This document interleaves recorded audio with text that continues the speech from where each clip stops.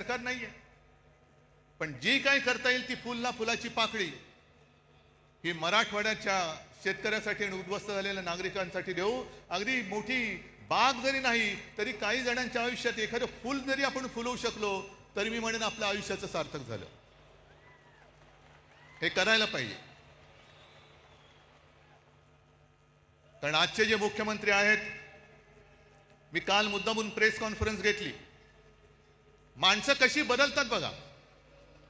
आपलं राज्य होतं तेव्हा हेच बोंबलत फिरत होते, ओला दुष्काळ जाहीर करा. आणि आता ते मुख्यमंत्री झाल्यानंतर बोलतायत की ओला दुष्काळी संज्ञाच नाहीये, नसेल. पण जनता संकटात आहे. खड्ड्यात घाला तुमच्या संज्ञा, पण त्यांना पहिले मदत द्या. मी कालही बोललोय, आधीही बोललोय, आजही परत बोलतोय की सगळे निकष बाजूला ठेवा आणि ज्यांचं ज्यांचं नुकसान झाले त्या शेतकऱ्यांना हेक्टरी 50,000 रुपये मदत ही केलीच पाहिजे. ज्याप्रमाणे आपलं सरकार होतं तेव्हा मी कोणी न मागता, कोणताही निकष न लावता शेतकऱ्यांची कर्जमुक्ती केली होती. काय निकष होते तेव्हा, पण माझं कर्तव्य म्हणून मी ते केलं होतं. आणि निवडणुकीच्या तोंडावरती नाही तर एकमेव माझं अधिवेशन जे झालं होतं मुख्यमंत्री म्हणून नागपूरला, त्या पहिल्या नागपूरच्या अधिवेशनात मी कर्जमुक्ती जाहीर केली आणि कालबद्ध स्वरूपात ती पूर्ण करून दाखवली होती. तशी तुम्ही कर्जमुक्ती करा. अजून यांची 2017 साली जाहीर केलेली कर्जमुक्ती अजून होते. अजून शेतकरी प्रतीक्षेत आहेत, लाभ कधी मिळणार ते पण गेलं पाण्यात सोडून. पण 2017ची कर्जमुक्ती अजून होत नाहीये. आणि आपण कर्जमुक्त केलं होतं शेतकऱ्याला. दरम्यान कोरोनाचं संकट आलं आणि एक गोष्ट थोडीशी राहिली होती, ज्याची सुरुवात केली होती की जो नियमित कर्ज परतफेड करतो त्याला 50,000 रुपये प्रोत्साहनपर राशी म्हणून आपण त्याला द्यायला सुरुवात केली होती. आपण सुरुवात केली आणि या गद्दारांनी त्यांच्या राशी पळवल्या आणि निघून गेले सुरत गुवाहाटीला. म्हणून ते अर्धवट राहिलं. पण आज आपला हा दसरा मेळावा होतोय. आणखीन 2-4 दसरा मेळावे झालेत.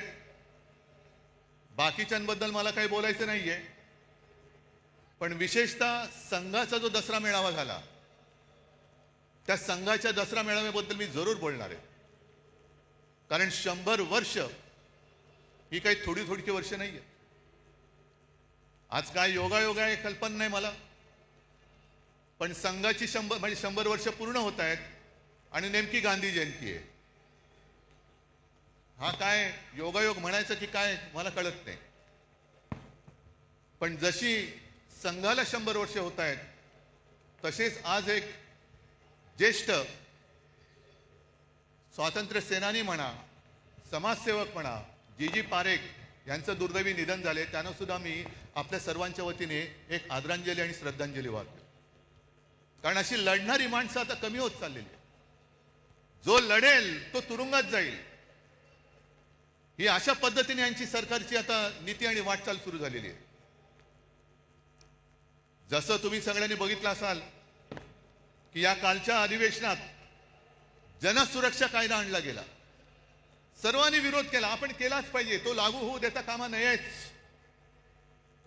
मुख्यमंत्र्यांनी आणि त्यांच्या चेलाचपाट्यांनी त्याची मखलाशी केली की हा कायदा असं काही एकट्यासाठी नाही. सगळ्या संघटना जर कोणी अति डावे, कडवे डावे, आम्ही कडवे डावे वगैरे ओळखत नाही. आम्ही देशद्रोही आणि देशप्रेमी दोनच जणांना ओळखतो. पण तुम्ही नुसतं आम्हाला तोंड देखल्या काहीतरी कारण सांगणार असाल तर उदाहरणासकट सांगतो की कसा गैरवापर होतोय. सोनम वांगचुक एक चांगला देशभक्त, सोनम वांगचुक या माणसाने अतिशय दुर्गम भागात लेह लडाख, जिकडे कडाक्याची थंडी, नुसती कडाक्याची नाही, हाडं मोडतील अशी थंडी असते, त्या थंडीमध्ये आपले जवान नीटनेटके राहावे, त्यांना काहीतरी उबदार एक आडोसा मिळावा म्हणून सोलार टेक्नॉलॉजीवरती त्यांना छावण्या बांधून दिल्या. ती टेक्नॉलॉजी त्यांनी दिली. पाण्याचं दुर्भिक्ष होतं, ते दुर्भिक्ष होऊ नये, पाणी मिळालं पाहिजे म्हणून त्यांनी आईस तुपाची योजना आणली. काल परवापर्यंत जे मोदींची स्तुती करत होते, पण त्याने आंदोलन सुरू केलं का? न्याय हक्कासाठी. लेह लडाखला न्याय हक्क मिळालाच पाहिजे. न्याय हक्क ही लोकशाहीतली मूलभूत गरज आहे आणि न्याय हक्कासाठी त्यांनी लढाई करत होते, करतायत. उपोषण चालू ठेवलं होतं, पण सरकार ढुंकून बघायला तयार नाही. मग पेटले सगळे. काय त्याला आता जेनझी जसं नेपाळमध्ये पेटले, लेह लडाखमध्ये रस्त्यावरती आले आणि मोदी बाबांनी त्यांना सरळ उचलून रासुकाखाली आत टाकून दिलं. जा, 1 वर्षाचा बाहेरच पडणार नाही. हा जनसुरक्षा कायदा, हम करे सो कायदा, तोच आपल्याला तोडून मोडून टाकायचा आहे. तोच तोडून मोडून टाकायचा आणि टाकलाच पाहिजे. कारण मोदींची स्तुती करत होते तोपर्यंत वांगचूक हे देशद्रोही नव्हते, पण त्यांच्यावरती आता आरोप ठेवले की तुम्ही पाकिस्तानमध्ये जाऊन आलात. एका शिष्टमंडळातनं ते पाकिस्तानला गेले होते, म्हणून देशद्रोही म्हणून जर वांगचूक यांना अटक होणार असेल तर नवाज शरीफचा केक गपचूप जाऊन खाऊन येणाऱ्या मोदींना काय म्हणायचं, ह्या सुद्धा प्रश्नाचं उत्तर आम्हाला मिळालं पाहिजे. न्याय हक्क मागणं हा या देशामध्ये देशद्रोह होतोय. आणि म्हणून काही वेळेला असं वाटतं की या सगळ्या कमळाबाईंनी चिखल करून ठेवलाय. जो म्हणतोय ते तुम्हाला आता कळेल. एक एक गोष्टी मी तुम्हाला सांगेन तसं. एक तर भाजप आणि प्रशासन, सरकार चालवण्याचा सुतराम संबंध नाही, दुरान्वयाने सुद्धा संबंध नाहीये. 3 वर्ष मणिपूर जळतंय. आता काल परवाकडे मोदी मणिपूरमध्ये गेले. 3 वर्ष जळते मणिपूर. तिथल्या महिलांची धिंड निघते, धिंडवडे निघतात अब्रूचे. ना मोदी जायला तयार, ना दुसरे व्यापारी जायला तयार. पण एवढं करून मोदी गेले. आम्हाला असं वाटलं की मोदी काहीतरी तोडगा काढतील, ज्यांच्यावरती अत्याचार झाले त्यांना काहीतरी सांत्वन करतील. पण गेल्यानंतर त्यांचं भाषण आलं होतं. हसायचं की रडायचं? मणिपूरमध्ये गेल्यानंतर मोदीजीने भाषण केलं, मणिपूर के नाम में ही मणी है. ते तिकडे जाऊन कशाला बघायला पाहिजे? आम्हाला इथेही कळतं, म्हणून मराठी सक्तीची पाहिजे.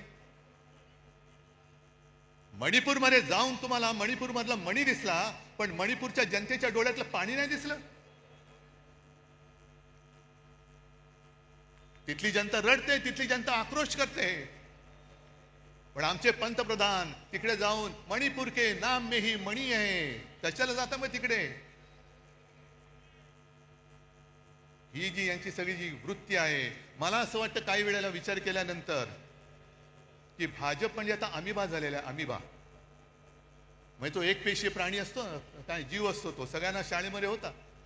अमिबा वाटेल तसा वेडा वाकडा कसाही पसरतो, जिकडे लागेल तिकडे युती करतो. झालं काम की इकडचा हात काढला तिकडे हात करतो, तिकडचा. पण